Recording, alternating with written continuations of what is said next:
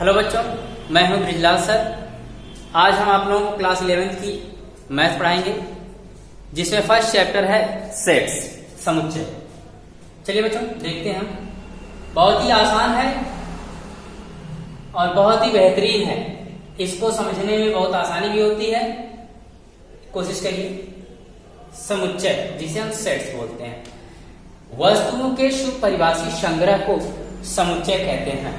वस्तुओं के सुपरिभाषित संग्रह को समुच्चय कहते हैं। ये तो रहा इसका परिभाषा, लेकिन अगर इसको हमें जानना है, जैसे हम कहते हैं हमारे परिवार के सदस्यों का समुच्चय, हमारे परिवार में जितने सदस्य हैं सभी को ले लिया जाए तो वो एक समुच्चय बन जाता है। जैसे हम कहते हैं विद्यार्थियों का समुच्चय, तो ये भी क्या बन जाता है, एक समुच्चय बन जाता है। तो हमारे कहने का मतलब ये है कि वस्तुओं के सुपरिभाषित संग्रह को समुच्चय कहते हैं। चलिए देखते हैं हम समुच्चय निरूपण, जिसे बोलते हैं रिप्रेजेंटेशन ऑफ सेट्स। समुच्चय निरूपण के लिए निम्न बिंदुओं पर ध्यान देना आवश्यक। वो निम्न बिंदु क्या है? पहली है, समुच्चय के लिए वस्तुएं, अवयव तथा सदस्य पर्यायवाची पद हैं। जिस प्रकार से हम कमल की पर्यायवाची, बादल की पर्यायवाची अलग अलग देखते हैं, तो उनका अर्थ एक ही होता है। पानी है तो नीर पानी ही लिया जाता है। उसी प्रकार से इसमें जो दिया है आपका वस्तुएं, अवयव तथा सदस्य, ये तीनों पर्यायवाची इसलिए कहा गया है कि समुच्चय में जो अवयव होते हैं, जिनकी गणना की जाती है समुच्चय के लिए, उनको हम वस्तु भी कहते हैं, अवयव भी कहते हैं, सदस्य भी कहते हैं। तीनों का अर्थ एक ही है।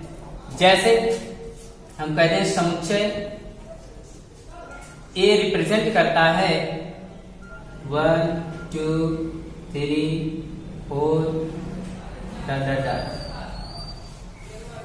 तो ये हमारा नेचुरल नंबर को प्रेजेंट करता है। तो इसमें एक जो है वो वस्तु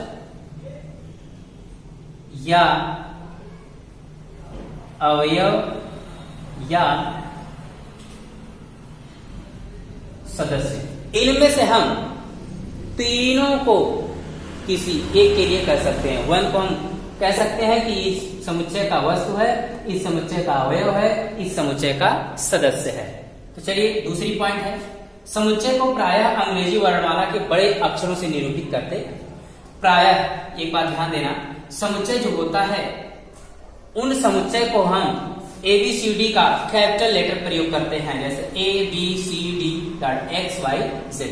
ये कैपिटल लेटर से हम समुच्चय को प्रदर्शित करते हैं। समुच्चय को जैसे यहां पर किया, तो इसे बोलेंगे समुच्चय ए। अब देखिए, इस समुच्चय के जो अवयव होते हैं उनको अंग्रेजी वर्णमाला के छोटे छोटे अक्षरों से लेते हैं, जैसे ABCD, A to Z बड़ी स्मॉल होगा, ABCD.XYZ। ये क्या होते हैं?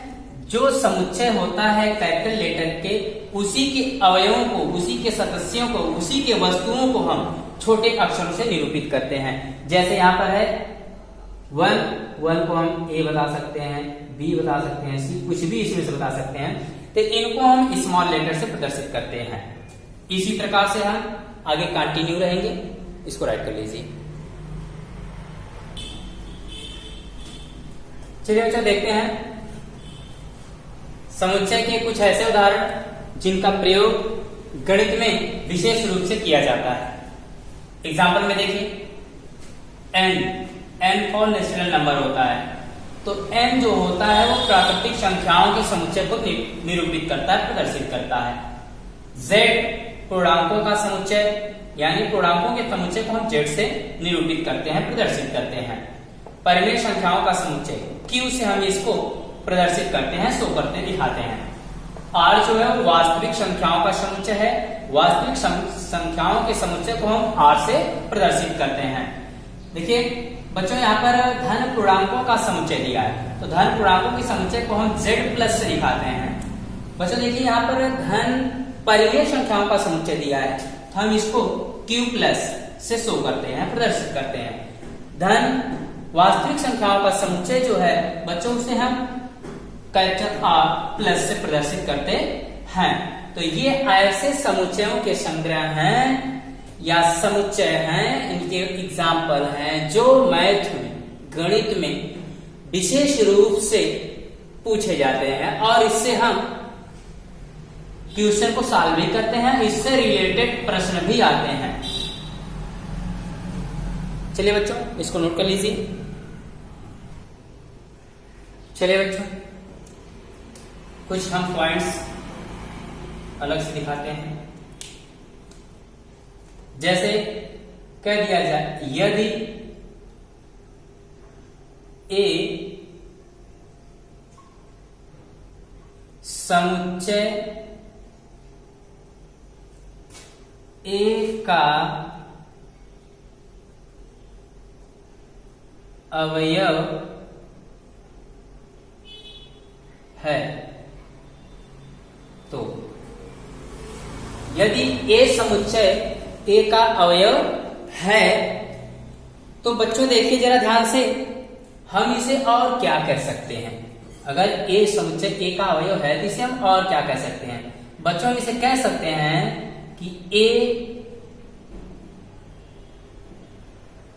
समुच्चय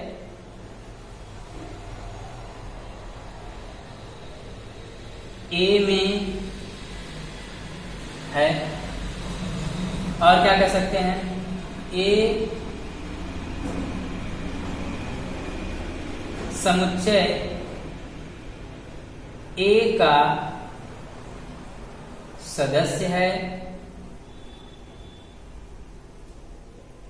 तो बच्चों इस तरह से हम अगर कह दें कि ए समुच्चय ए का अवयव है तो इसे हम ये कह सकते हैं कि ए जो है वो समुच्चय ए में है। ए जो है समुच्चय ए का सदस्य है। हमने इसके पहले बताया था पॉइंट वाइज लिखवा करके कि जो इस किसी समुच्चय का अवयव है तो वो अवयव उस समुच्चय का सदस्य हो सकता है, उसका अवयव भी कहा जा सकता है, उसका वस्तु भी कहा जा सकता है। जो तीनों पर्यायवाची थे उसी के बेस पे हमने कहा कि अगर समुच्चय ए का ए अवयव है तो ए समुच्चय ए में है, ए समुच्चय ए का सदस्य भी है। चलिए बच्चों दूसरी पॉइंट देखते हैं। दूसरी पॉइंट में क्या कहा है? दूसरी पॉइंट में कहा है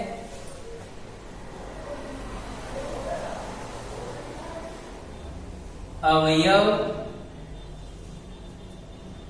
हैं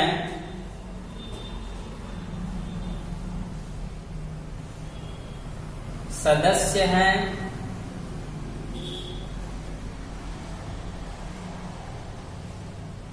या में हैं।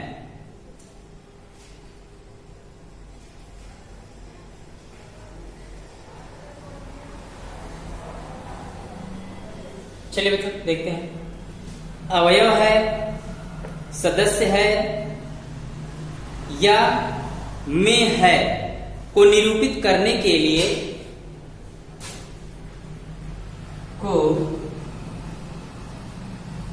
निरूपित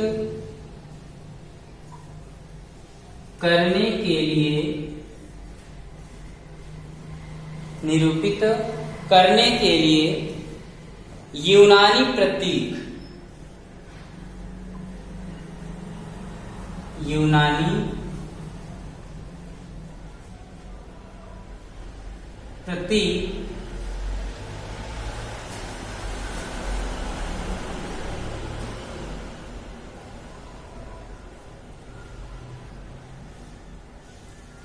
एप्सिलॉन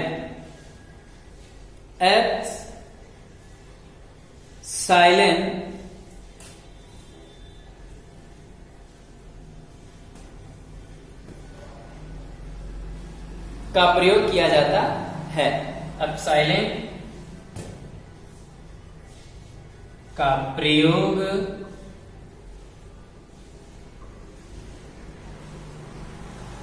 किया जाता चलिए बच्चों देखते हैं, अगर हमें किसी समुच्चय के अवयव को बताना है कि ये अवयव इस समुच्चय का है, तो अवयव है या इस समुच्चय का सदस्य है या इस समुच्चय में है, तो उसको हम मैथमेटिकली मेथड से, गणितीय विधि से अगर दिखाना चाहेंगे तो हम एक यूनानी प्रतीक है जिसे एप्सिलॉन बिलोंग्स टू बोलते हैं, उसका प्रयोग करते हैं। जैसे एग्जांपल में अगर हम कह दें ए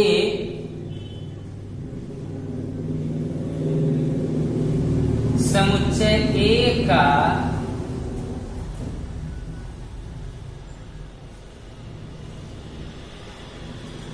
सदस्य है, तो इसको हम मैथमेटिकली विधि से क्या बोलेंगे?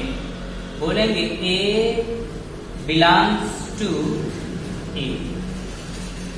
बोलेंगे ए बिलोंग्स टू ए।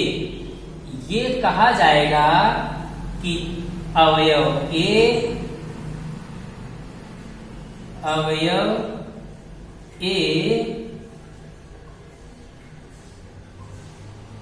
समुच्चय ए में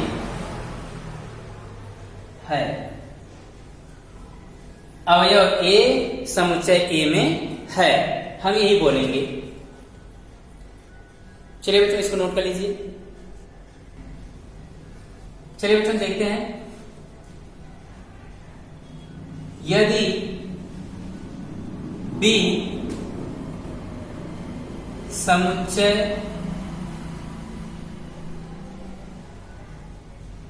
ए का सदस्य नहीं है, तो कह रहा है कि यदि बी समुच्चय ए का सदस्य नहीं है तो इसे हम गणितीय विधि द्वारा कैसे शो करेंगे? हमने कहा अगर बी समुच्चय ए का सदस्य होता तो हम राइट करते B belongs to A, but ऐसा नहीं है। इसमें कहा गया है कि बी समुच्चय ए का सदस्य नहीं है, तो हम इसे क्या राइट kरेंगे? B does not belongs to A. तो हम कहेंगे कि अवयव बी समुच्चय ए में नहीं है, ए में नहीं है।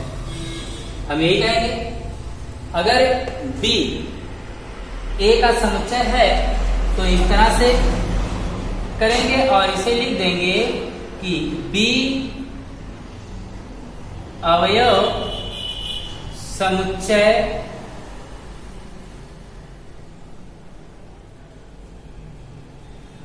ए में है, ए में है।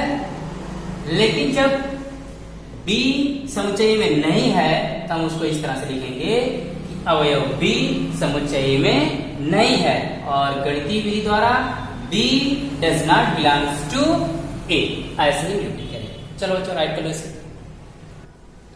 चलिए बच्चों देखते हैं, समुच्चय को निरूपित करने के लिए दो विधियां होती हैं, जरा ध्यान दीजिएगा। समुच्चय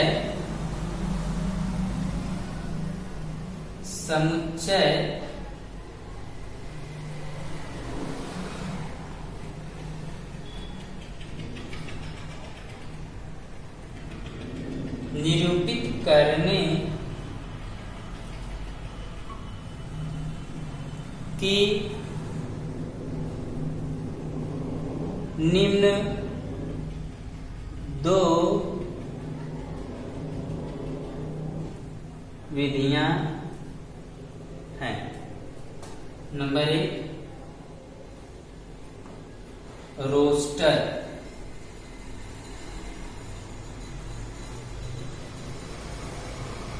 या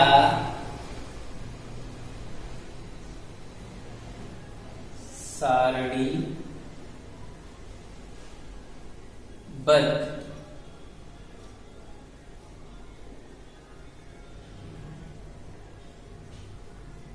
रोस्टर या सारणीबद्ध विधि। नंबर 2, समुच्चय निर्माण रूप।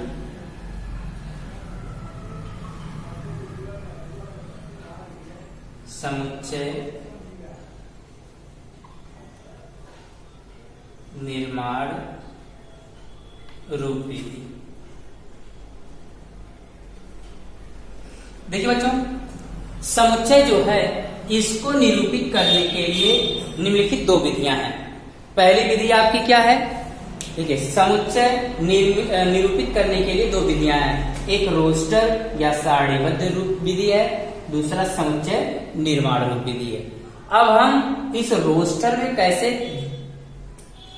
शो करेंगे और समुच्चय निर्माण में कैसे शो करेंगे, अर्थात कहने का मतलब है कि रोस्टर विधि क्या है और समुच्चय निर्माण विधि क्या है। तो चलिए आइए जानते हैं।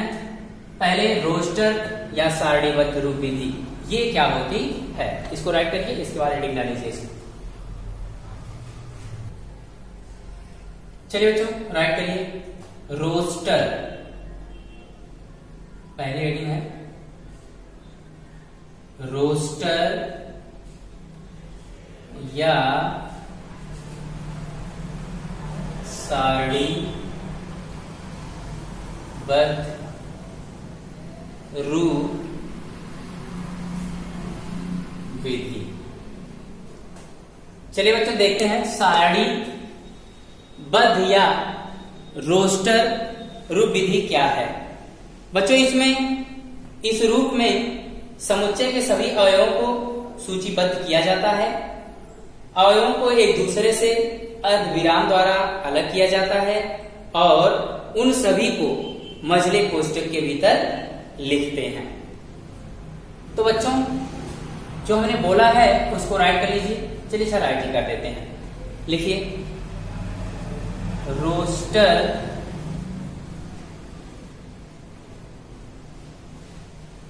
रूप। रोस्टर रूप में समुच्चय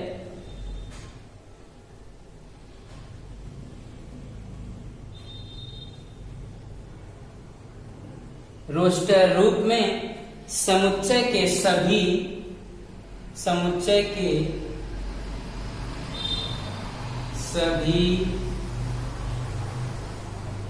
अवयवों को सूचीबद्ध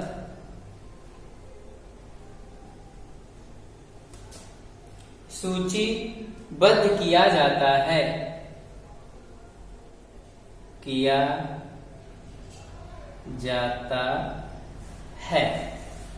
देखिए बच्चों रोस्टर रूप में समुच्चय के जितने अवयव होते हैं उसको हम सूचीबद्ध कर देते हैं। आगे अवयवों को एक दूसरे से अवयवों को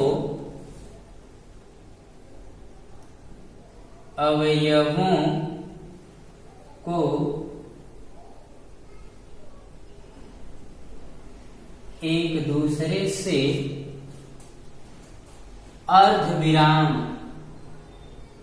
देखिए बच्चों अर्धविराम, ये अर्धविराम कैसे होता है ये भी जान लीजिए, नहीं तो ऐसा होगा कि कहेंगे कि अर्धविराम क्या होता है।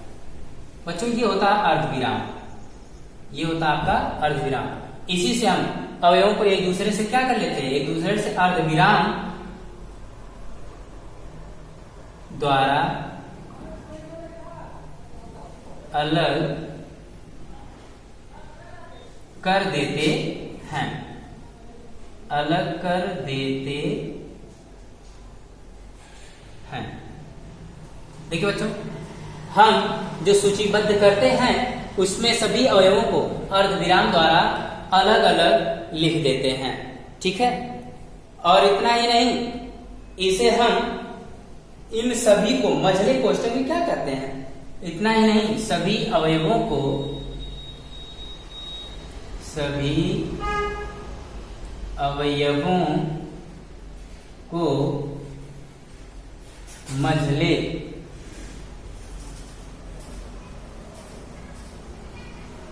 मझले कोष्ठक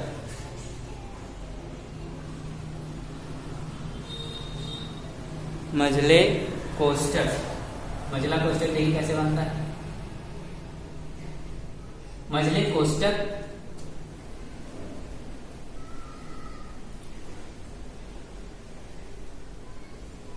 के भीतर लिखते हैं,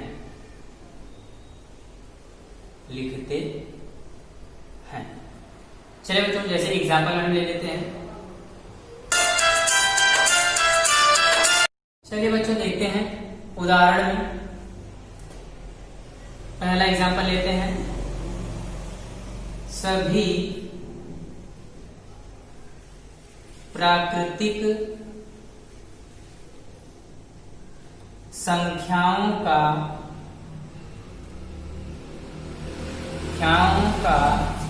समुच्चय। सभी प्राकृतिक संख्याओं का समुच्चय। बच्चों ने कहा था प्राकृतिक संख्याएं नेचुरल नंबर n से शो करते हैं, तो ये समुच्चय हम कैसे दिखाते हैं? 1 2 3 4 5 डॉट डॉट डॉट। देखिए बच्चों, सभी प्राकृतिक संख्याओं का समुच्चय n हमने दिखा दिया। 1 अर्धविराम देखिए बच्चों, हमने कहा ना कि अगर हमें रोस्टर या सारणीबद्ध द्वारा हमें किसी समुच्चय को लिखना होगा, शो करना होगा, तो उसके लिए क्या करते हैं? सबसे पहले सभी अवयवों को सूचीबद्ध किया जाता है, और सूचीबद्ध करने में हमें किनका प्रयोग करना पड़ता है? अर्धविराम का प्रयोग करना पड़ता है और मझले कोष्टक का प्रयोग करना पड़ता है। देखिए बच्चों, यहाँ पर अर्धविराम और ये हमारा मझला कोष्टक, जिससे हमारा एक समुच्चय या निश्चित हमारा एक तैयार हो गया। इसी तरह से बच्चों हम कहते हैं कि एग्जाम्पल 2 ले लीजिए कि एक ही से आप क्यों दिखा रहे हैं, दूसरा भी एग्जाम्पल हमें बताइए। तो बच्चों हम कह सकते हैं दूसरे एग्जाम्पल को, जैसे हम आसानी से कहते हैं कि 45 को विभाजित 45 को विभाजित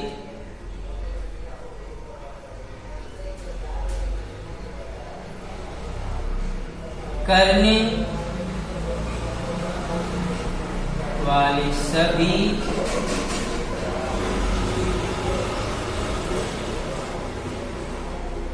संख्याओं का समुच्चय। तो चलिए बच्चों देखते हैं, अगर हम समुच्चय ए मान लेते हैं इसको कि ए समुच्चय जो है वो 45 को विभाजित करने वाली सभी संख्याओं का समुच्चय कहलाता है। तो बच्चों हम इसे मझले ब्रैकेट में राइट करेंगे, तो 45 को देखेंगे कौन कौन विभाजित कर सकता है। 1 ऐसा नंबर है जो सभी को विभाजित करता है, 2 से कटेगा नहीं, 3 से डिवाइड होगा, देखिए 3 से भी विभाजित होगा, 4 से होगा नहीं, 5 से होगा, 6 से होगा नहीं, 7 से होगा नहीं।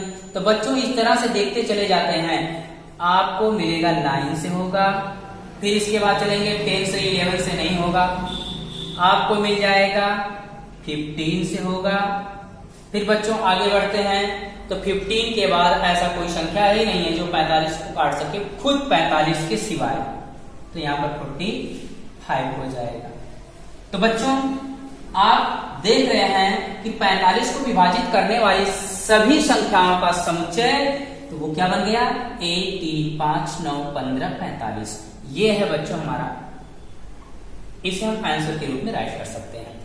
तो ऐसे ही हम समुच्चय रोस्टर या सारणीबद्ध को, ये रोस्टर है, रोस्टर विधि या रोस्टर रूप है, सारणीबद्ध रूप है, और दूसरा हमारा अलग रूप है। तो इसको पहले राइट कर लीजिए।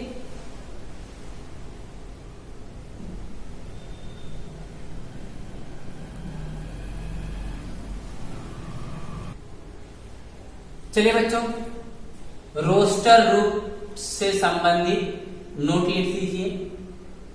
नोट बहुत इंपॉर्टेंट नोट है।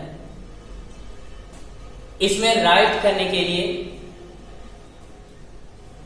रोस्टर रूप में अवयवों को सूचीबद्ध करने के लिए अवयवों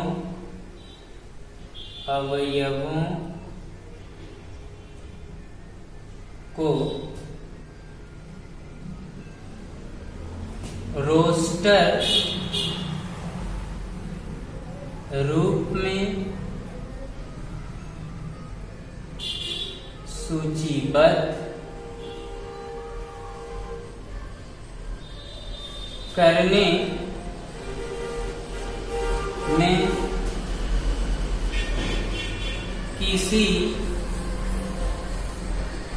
क्रम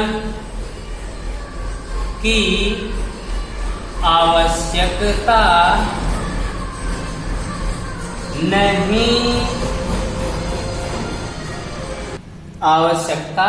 नहीं है। जैसे हम किसी समुच्चय को दिखाना चाहें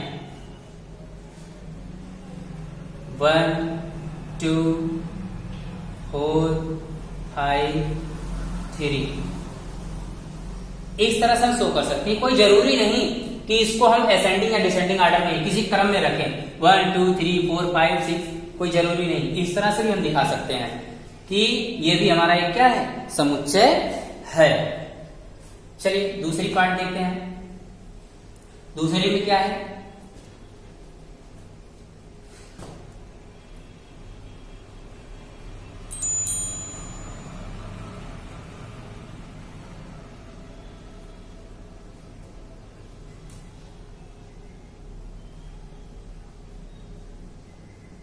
तो देखते हैं अगली पॉइंट।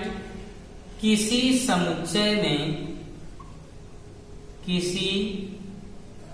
समुच्चय में अवयवों की पुनरावृत्ति